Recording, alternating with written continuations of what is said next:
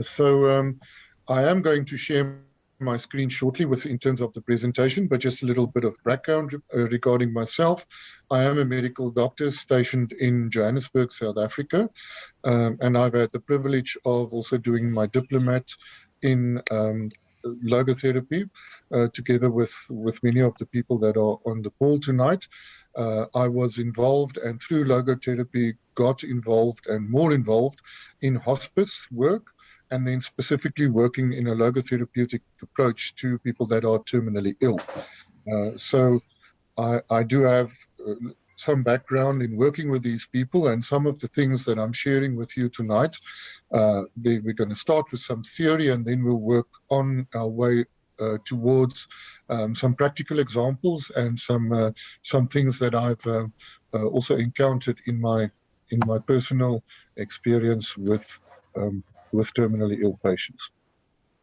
So I believe you can all see my screen. We are talking tonight about medical ministry with specifically then a logotherapeutic approach.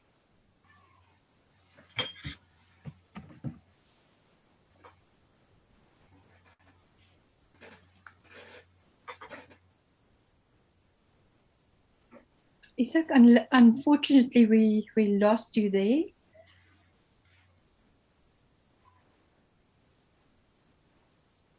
Or is it only me? Can all of you see Izak? Is it working on your side? No, he's not visible. Not hearing his sound, his voice.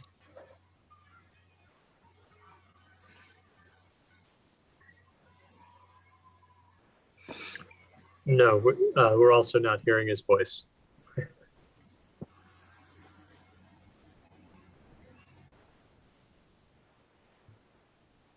I'll send him a message. I wonder if he was not afflicted with some load shedding as well.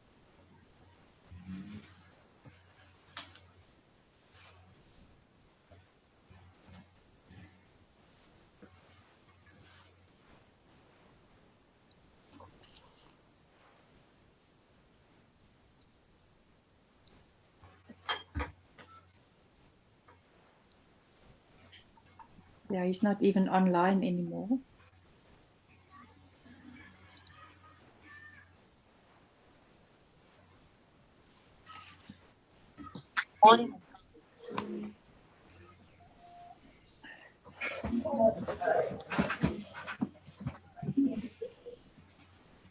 So let's see.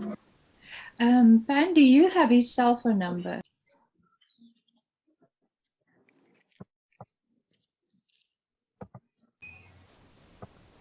Right. So what I was saying is, like tides, human lives will ebb and flow, and therefore be humble. We have to remember that each one of us will eventually die, whether it's through a terminal disease or whether it's through another process, and we will all face this inevitable death one day. So when I talk about medical ministry, we should really remind ourselves that this is as true for anybody sitting around the table as it is for a person who is suffering from a terminal illness. We are going to just talk about a few definitions just to remind ourselves about what we are dealing with. The well-known Kubler-Ross model we'll discuss, and then we'll do principles and applications after that. So let's just start about what medical ministry is. Application of a logotherapeutic approach to somatogenic rather than noogenic or psychogenic cases. So we are talking of people here with a medical disease, not necessarily a terminal disease, but a disease that cannot be treated through the normal medical ways of approaching things. Now, when we look at Frankel's book specifically that I'll reference very regularly, he also talks about diseases like schizophrenia and other diseases which are not necessarily terminal diseases, but are lifelong untreatable diseases. So I would just like to say that tonight I'm going to focus on a subset of the medical ministry, which is people that have terminal illness. It's not people that have incurable psychogenic or somatogenic diseases. From a psychiatric perspective, it's more medical diseases. So incurable medical cases, not necessarily terminal cases. Examples are schizophrenia or cancer. So we just have to distinguish between the two for this talk. And this presentation will focus on the ones that are both incurable as well as terminal. Now we need to stop a little bit in terms of grief. It's the anguish experienced after a significant loss, usually the death of a beloved person. And let's stop there. In this case, the death of a beloved person is myself. So we are dealing here with a grief of a beloved person, and that beloved person is me, which makes it so much more stressful. It includes physiological distress, separation anxiety. You will be separated from everything you know, confusion, yearning, and then why I've underlined some of it is what we will look at, and what I felt as well in dealing with people is obsessive dwelling on the past. It's difficult sometimes to get people past the past. And then also the most important one that many people suffer with is regret. Regrets for things that you've done, but also regret for the things that you have not done. And again, I remind ourselves that each one of us are going to face death. And we may as well, at this stage in even our personal lives, face up to the fact that this beloved person, being myself in this case, will go through separation anxiety, confusion.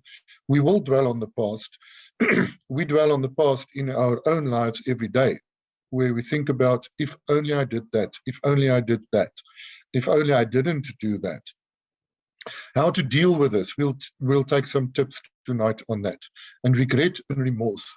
Remember that this is an emotional mechanism, and some of us get stuck into regret and remorse for our whole lives long.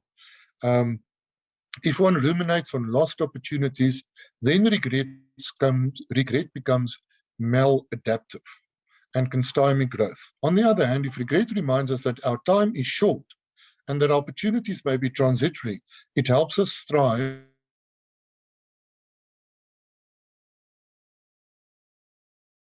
towards a life where we're going to talk about de-reflection in a moment, and how you may actually take regret and remorse and turn it into something that you can have meaning from it. You can take the regret for not having gone to certain places that you wanted to visit and turn it into a positive thing and say, I am therefore going to visit these places. So if you approach regret and remorse in the correct way, there can actually be, instead of it being maladaptive, it can actually be meaningful and can unlock future potential. So two of the things that we use mostly in our logotherapeutic approach is specifically de-reflection and echo-homo. So the technique used to allay anxiety or to stop inappropriate behavior by diverting attention to a different topic or away from the self. De-reflection counters the self-observation by ignoring your symptoms. So I've put ignoring specifically into italics because you can't ignore regret. It exists. But how do you de-reflect the regret into positive things? That is what it is about. And we'll talk about that a little bit later more. And then echo-homo. Now, let's just remind ourselves what does this mean? It means behold the man. From the words of Pontius Pilate when he presented Jesus, crowned with thorns, to the crowd before his crucifixion. Echo-homo, as we know, is used in logotherapy, and it requires a therapist to note the innate strengths that people have and how they have dealt with adversity and suffering in life. It is a celebration of life.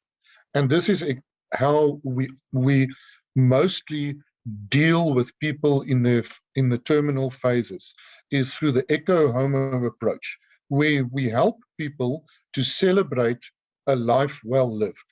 And many people don't see that they had a life well lived. And 99.9% of people have a life well lived. But we don't see that. We don't see the amazing things that we have done, the family, the friends, the places we have been. So we don't see ecce homo.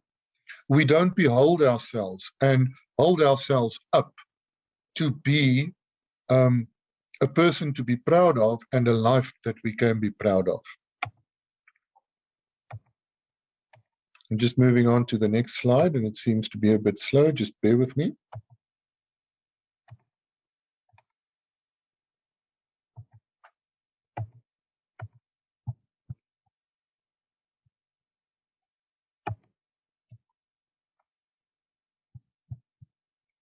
Just bear with me for a second.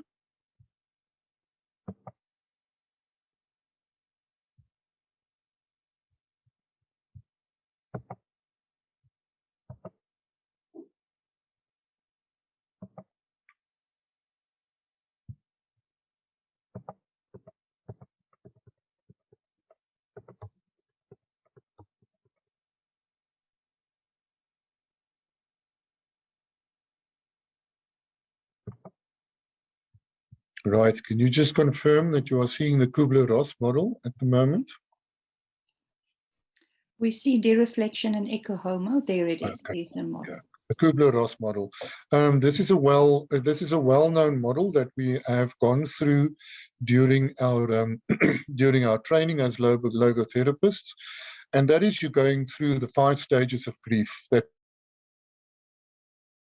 we know are denial, anger, bargaining, depression, acceptance, as described by Kubler-Ross. But there is a 6th one that logotherapy teaches us, and that is the transcendence phase. So specifically, the 6th one is the one that we need to help our patients through. And also, one, from experience, all of us will know that the 5 stages of grief may present in different stages. You may have denial and acceptance of denial of some things and acceptance of other things all at the same phase. They may overlap in some cases. You may be in different areas. So one of the things that is very important for us when we help these people through these stages is for us as therapists also to accept that we cannot push people into acceptance and transcendence in the first day, and that we also need to guide people along, which takes us to the next phase, where we go through some tips. Please don't say, I know what you are going through. You don't. Someone with a terminal illness has a terminal illness. And many of these patients say, even in their personal capacities, my family says, don't worry, I know what you're going through. People find it quite condescending and quite disenfranchising if you tell them, I know what you're going through. I think that's true of many other things, not only about this. And then, as we always reminded, listen more and talk less, but please validate the person's feelings. So understanding that they have a lot of anger, specifically in the beginning, and we find a lot of anger towards medical professionals as well. I haven't worked with one single terminal patient that does not have anger towards the medical professionals, because we grow up and we believe that the doctor can cure everything. Now, when a doctor tells me that he cannot cure me and he cannot do anything for me, it is very, very difficult, and it results in anger. The second thing that they're angry about is when people go to chemotherapy and radiotherapy, it is a terrible thing. You lose your hair, you lose basically your humanity. You don't sleep, you are sick, you vomit, you go through terrible physical suffering. You literally go through terrible physical suffering. And you know who's doing this to me? The medical professionals are doing this to me. It results in a lot of anger towards the medical profession as well. And it results in a lot of people actually stopping their chemotherapy or their radiotherapy because they simply can't face this anymore. And again, it's not our work as a logotherapist to then say to people, oh, don't worry, you'll be okay. Don't worry, you'll get through it. Or please just continue with the radiotherapy. Please just continue with the chemotherapy. We find it difficult to accept and validate people's feelings because we don't understand how terrible it is to have radio and chemotherapy. Please don't lecture. You're a guide, not a teacher. Neither are you a doctor. And I found it difficult myself, being a doctor, when people have the anger towards the medical profession. And I want to say to them, but we're trying to save your life here, all right? Please don't be angry at us. We're trying to save your life. Please don't be angry with your doctor. He's trying to save your life. Validate the anger. It's okay to be angry. It's a stage that you go through. And it's difficult to accept what you're in, but we can just work together on that. And then, of course, try and help with practical planning. These people are many times they are completely lost. What's going to happen to my wife, to my kids, to everybody else? Yes, and that's also validated. How do I draw up a will? How do I get anywhere? But please, people, in the anger phase, don't say, don't worry, I'll help you to draw up your will. Because then you are pushing them to the acceptance phase, and you are pushing people along, and they were going, oh, so you've already decided I'm going to die. Okay. We know that you probably are going to die. We actually know that from a medical perspective, but you may still be in denial. You may still be in the phase where, if you're a very religious person, you believe that you're going to pray through this. God will make a miracle happen. The role of religion, I'll talk a bit more about on the next slide, but it's important mostly in this stage of all the logotherapeutic sessions that I've ever done. The most important tip here is listen, validate. And people will come through these stages, and you can do a Socratic dialogue to help people through it, but it is difficult. Remember, you're a guide, not a teacher. Please don't tell people, don't worry, when you go home, and please don't try and be the doctor, all right? I know a friend of mine, a comment like, don't worry, I know a friend of mine, she used Maxilon, or she used some ginger, and that made her feel much better. And you give the person hope where there isn't hope. Or you're trying to be the doctor. When they're angry with the doctor, you go and get a second opinion. Oh, that doctor is not so good. All right? Just validate and help the people through. There's not one cancer patient that is not angry with his doctor. I'm giving you that important tip. They do get very angry with their doctors. Right. The three most helpful tools in this whole situation are de-reflection, the eco-homo, and finding meaning in the time left and a life well lived. So how do we do de-reflection? First of all, we listen and we validate. And we take 3 or 4 sessions. It may take 2 weeks, 3 weeks, or longer. Also remember that the terminal phase of cancer, depending on which cancer you have, may take 4 to 5 years. I worked with a young patient that went through these phases. It took her 5 years before she finally died. And one does not have to do everything in 1 week. People also know their bodies, and they will understand that now I am getting closer to dying.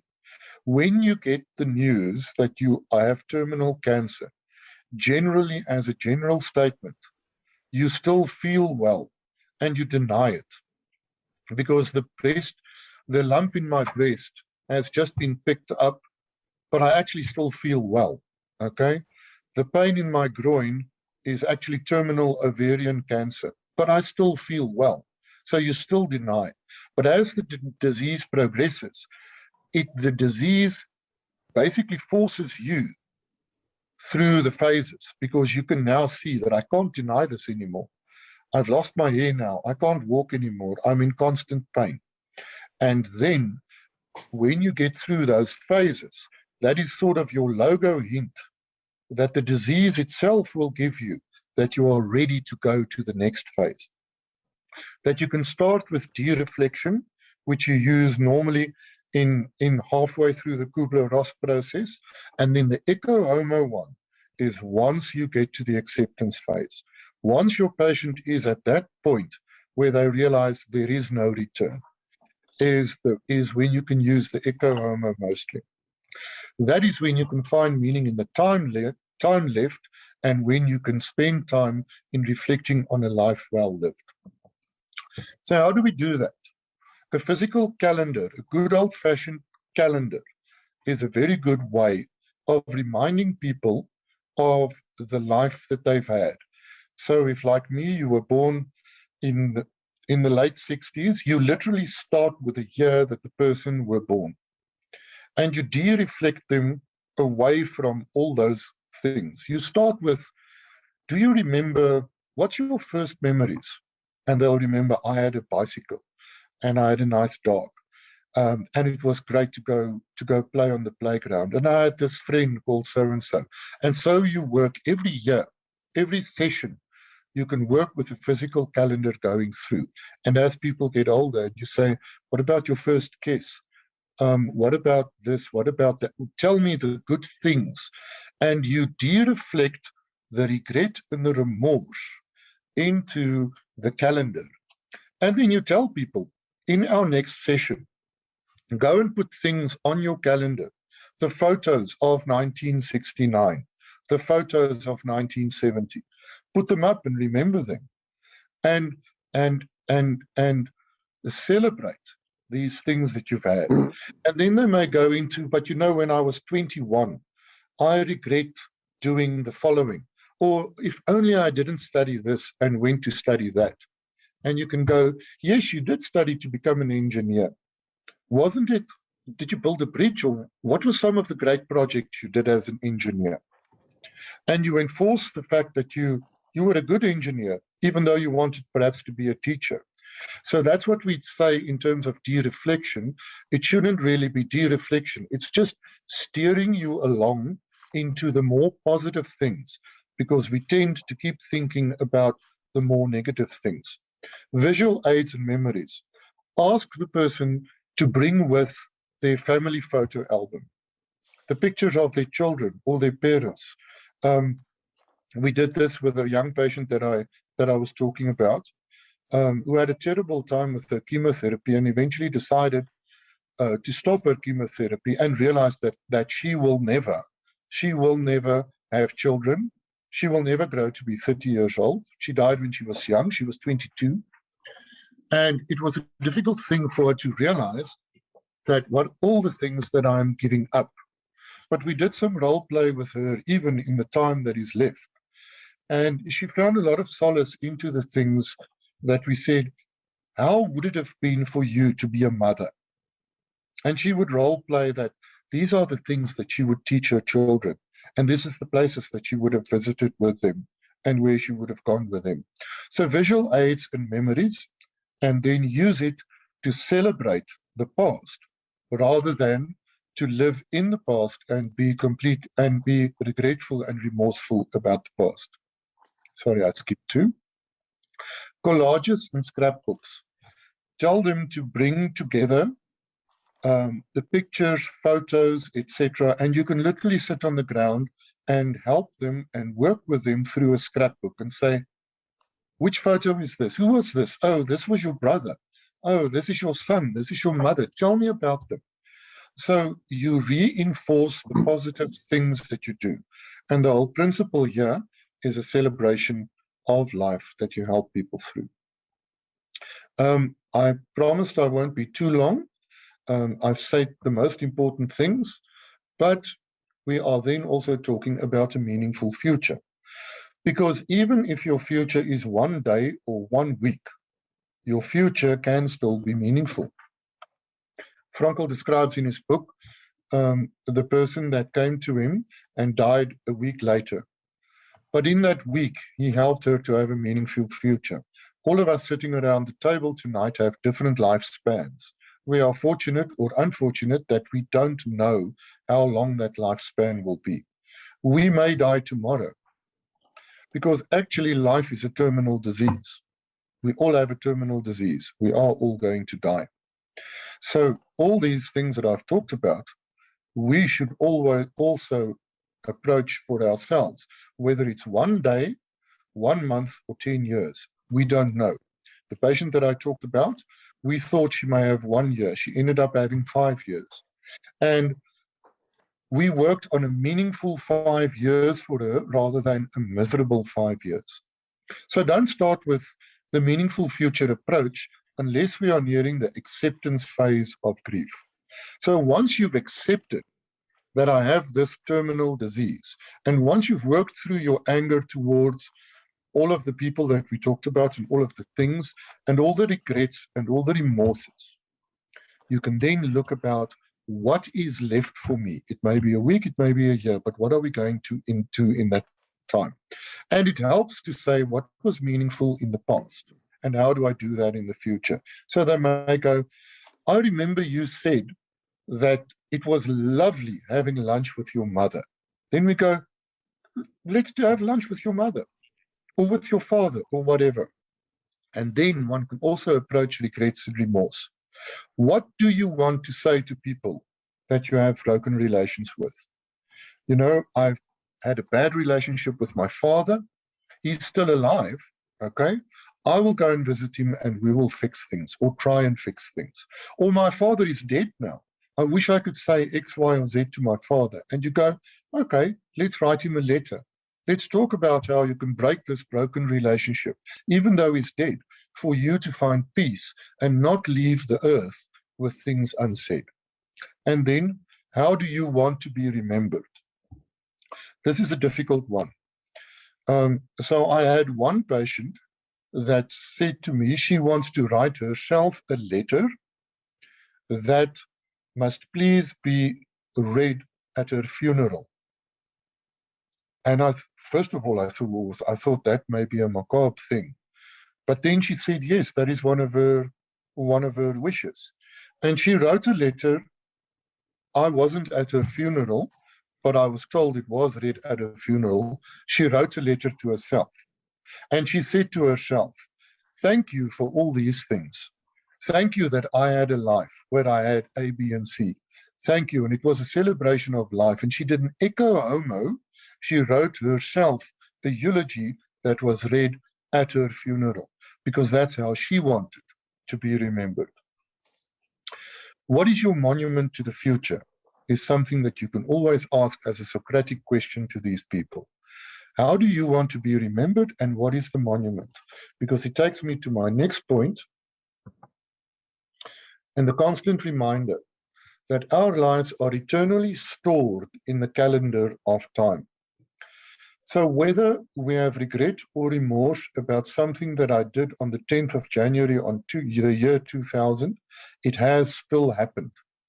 It is eternally stored in the calendar of time. It cannot be undone, whether other people know about it or don't know about it, whether you have regrets, remorse, or are proud of the things that you've done. It has happened.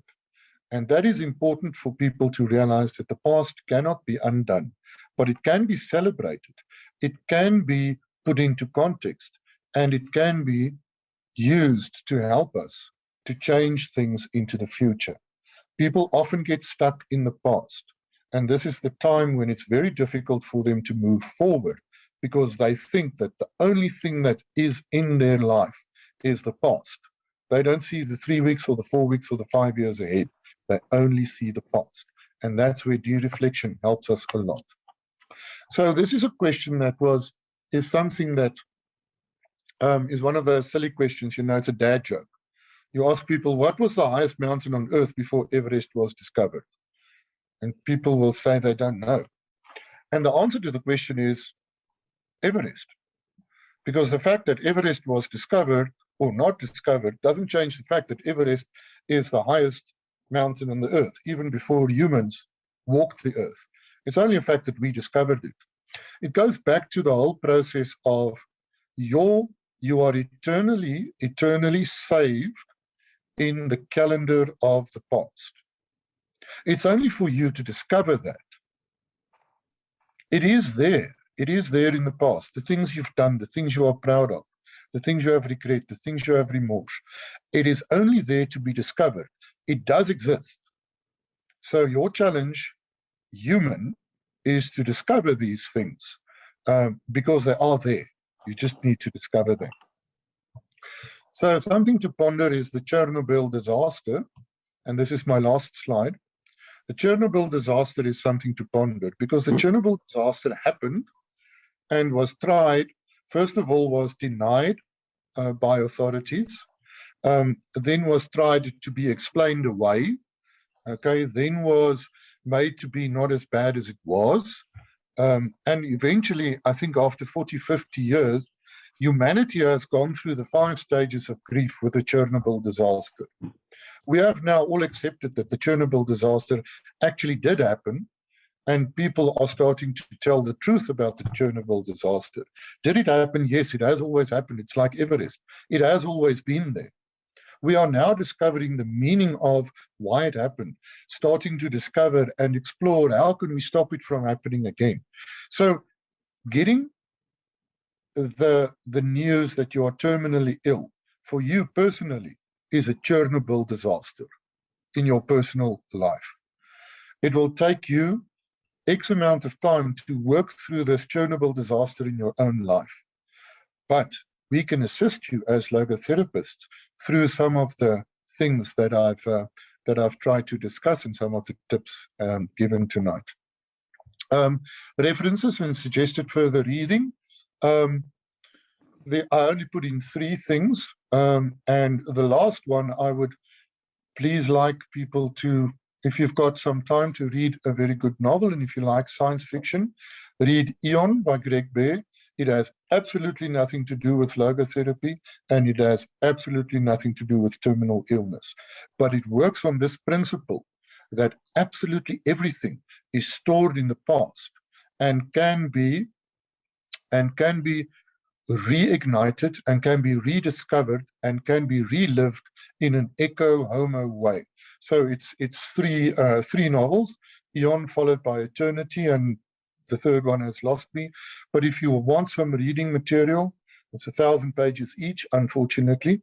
But I would suggest that, as I say, it's got nothing to do with logotherapy, neither does it have anything to do with the will to meaning or anything else, but it can get your brain going about what it is that we do and where we are going with our lives. And my friends, that brings me to the conclusion, and I hope it was helpful, and any discussion will be welcome.